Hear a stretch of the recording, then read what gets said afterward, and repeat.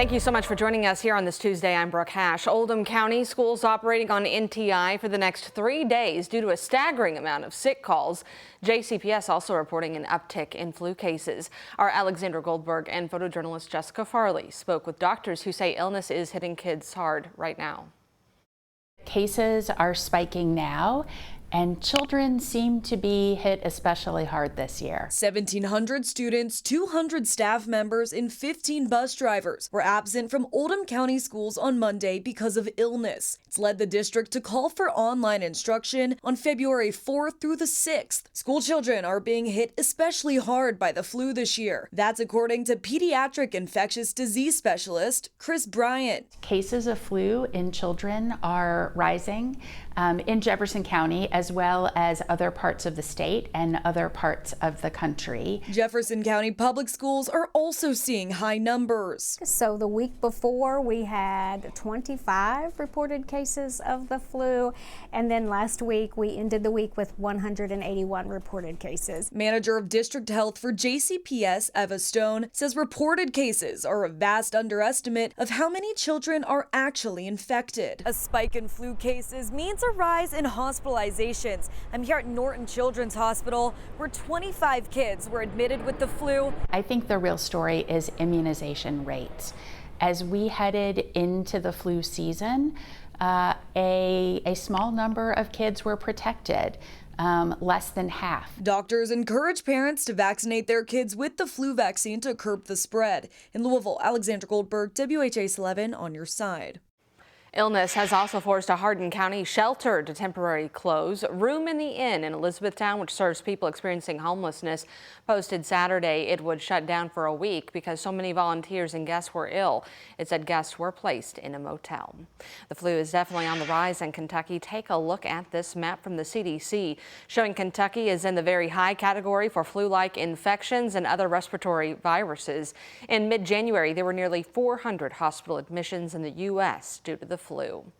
And there are ways you can prevent getting sick. Make sure to get your flu shot and know the symptoms, which include body and muscle aches, fatigue, cough, sore throat, stuffy nose, nausea, and vomiting. Also be sure to clean your hands and surfaces around you. Finally, please stay home when you are sick. We are on your side with a serious recall. Broccoli, sold in both Kentucky and Indiana, is now labeled with the highest recall risk, which means it can potentially lead to death. We first told you about that recall of the market-side broccoli florets last month when they were taken off the shelves because of a listeria risk. Well, the 12-ounce bags were sold at Walmart and have a best used by date of December 10th of last year. But a lot of people like to freeze, so this is why we're talking to you now. If you have them, you are urged to toss them out. You can find that product number by clicking the link story on WHAS11.com. All right, getting to weather now. What a drop in temperature we're experiencing. This time yesterday, 70? Yes, we were in the lower 70s. Yeah, not the case. Hopefully everybody was able to get out and enjoy the spring-like weather yesterday, because today we're running anywhere between about 10 to 26 degrees.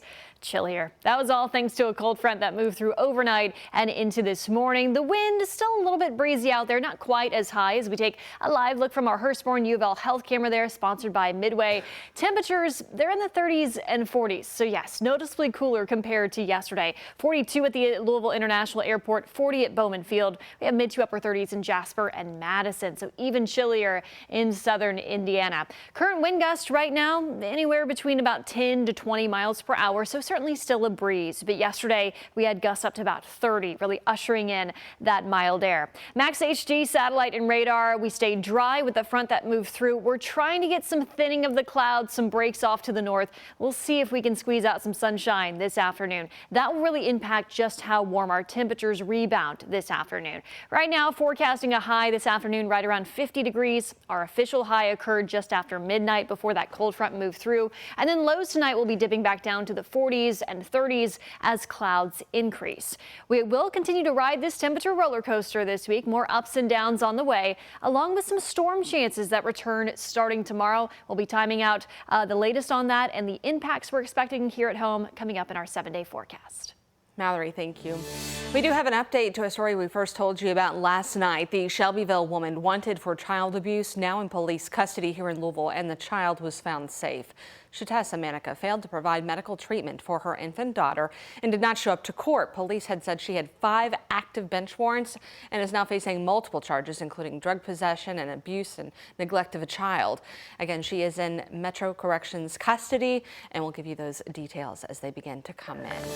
Blackiston Mill Bridge in southern Indiana will stay closed as crews continue their work to stabilize it. Check out this new video from our Sky 11 drone. You can see the dirt collapsed where the crews removed part of the guardrail. The water should be flowing through the stones and trees, but instead it's rushing around that part of the bridge that's now being worked on. Floyd County Emergency Management closed that bridge Sunday due to a dam failure. The bridge is a popular route connecting northern New Albany to Clarksville. One Indiana business owner told us he relies on that traffic for about 1/3 of his business. A little bit concerned on, if anybody can get to me. So yeah, basically kind of scared right now for small business. It's not necessarily friendly anyway, right? So every little bit of business I can get, I really appreciate it. It's how I feed my family, 5 kids.